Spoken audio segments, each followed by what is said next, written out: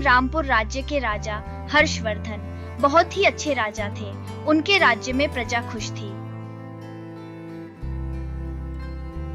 वैसे तो हमारे राज्य में सब कुछ अच्छा है, फिर भी मुझे लगता है कि क्या सभी लोग भी खुश हैं या कुछ लोग ही आनंद में हैं?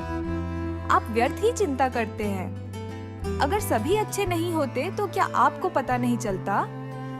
तुम कह तो सही रही हो, पर खबर पता चलने का मतलब उसका सही होना नहीं होता।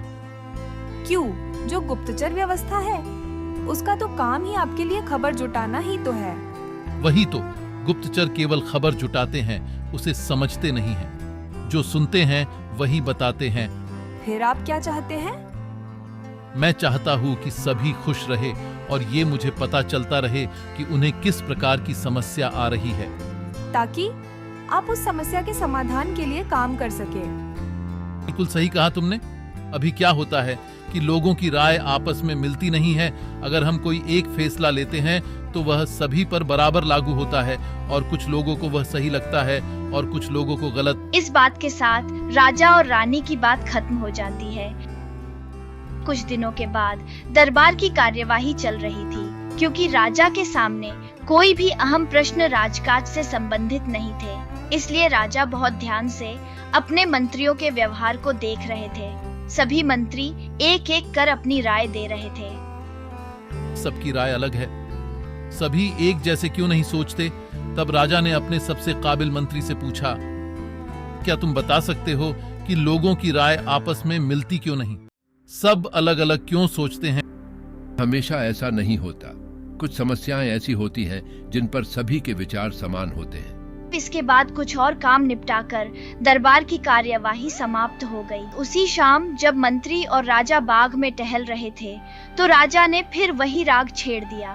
तब मंत्री बाग के ही एक कोने की ओर उंगली से संकेत करता हुआ बोला, वहाँ उस पेड़ के निकट एक कुआं है, वहाँ चलिए। मैं कोशिश करता हूँ कि आपको समझा सकूं कि जब कोई समस्या जनता से जुड़ी हो तो सभी एक जैसा ही सोचते हैं। विस्तार से बताओ ताकि मैं समझ सकूं। मेरे कहने का मतलब यह है कि बहुत सी ऐसी बातें हैं जिनको लेकर लोगों के विचार एक जैसे होते हैं। राजा ने कुछ देर कुएं की ओर घूरा। लेकिन मैं कुछ समझा नहीं।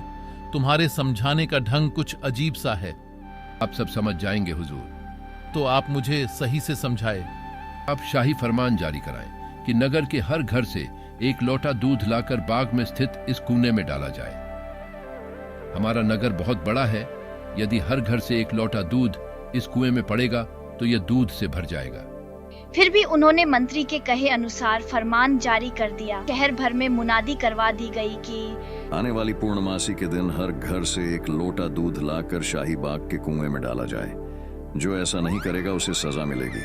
पूर्णमासी के दिन बाग के बाहर लोगों की कतार लग गई। इस बात का विशेष ध्यान रखा जा रहा था कि हर घर से कोई न कोई वहां जरूर आए। राजा और मंत्री दूर बैठे यह सब देख रहे थे। देख रहे हैं राजा जी, सभी लोग आए हैं। वो तो है मंत्री जी, पर बात तो ये थी कि सभी लोग एक जैसा सोचते हैं कि नहीं। बिल्कुल ठीक है, शाम तक पता चल जाएगा। हमें इंतजार करना चाहिए।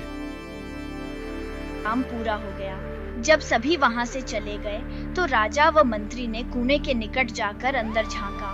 कुआं मुंडेर तक भरा हुआ था। कुन्ने में दूध नहीं, पानी भरा हुआ है। दूध का तो कहीं नामो निशान तक नहीं। वही तो मैं आपको बताना चाहता था कि प्रजा एक जैसा भी सोचती है। हैरानी भरी निगाहों से राजा ने मंत्री की ओर देखते हुए पूछा, ऐसा क्यों हुआ? शाही फरमान तो कुन्ने में दूध डालने का जारी हुआ था। ये पानी कहां से आया? लोगों ने दूध क्यों नहीं डाला? यही तो मैं सिद्ध करना चाहता था हुजूर। मैंने कहा था आपसे कि बहुत सी ऐसी बातें होती हैं जिस पर लोग एक जैसा सोचते हैं, और यह भी एक ऐसा ही मौका था। लोग कीमती दूध बर्बाद करने को तैयार न थे। वे जानते थे कि कुन्ने में दूध डालना व्यर्थ है, इससे उन्हें कुछ मिलने वाला नहीं था। इसलिए यह सोचकर कि किसी को क्या पता चलेगा, सभी पानी से भरे बर्तन ले आए और कुएं में उड़ेल दिए। नतीजा, दूध के बजाय पानी से भर गया कुआं। मंत्री की यह चतुराई देख राजा ने उसकी पीठ थपथपाई।